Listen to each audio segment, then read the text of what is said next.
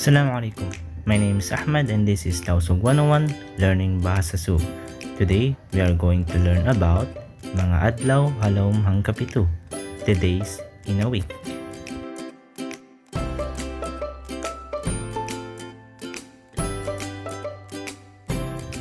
Ahad, Sunday. Monday, Isnin.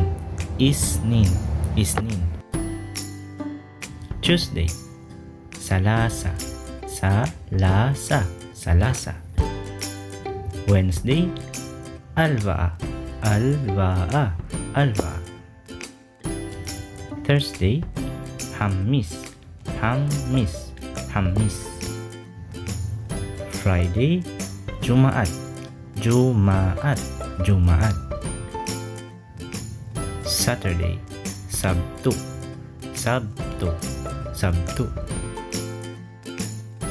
The 7 days in a week. Ahad, Isnin, Salasa, ALBAA, HAMMIS, Jumaat, Sabtu.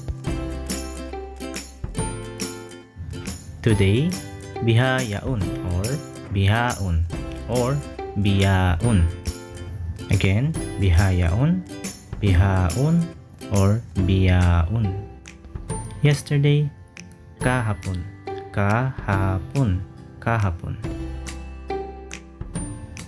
Tomorrow, KUNSUWM.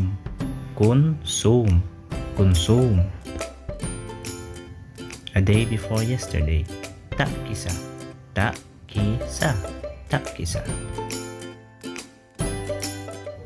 A day after tomorrow, kunisa. Now let's study the following examples. Uno in adlaw bihaon. What day is today?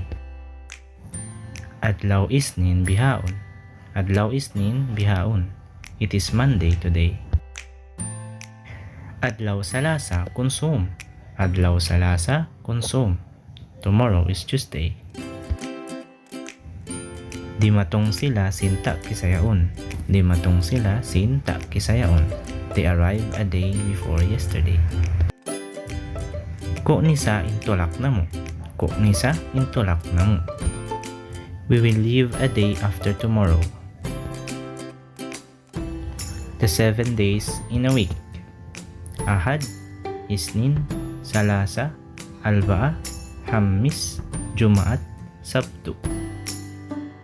Other useful words: bihayaun, biyaun, kahapon, KUNSUWM, takisa, kunisa. And that will be all for today. Thank you for watching. I hope you enjoyed watching this video.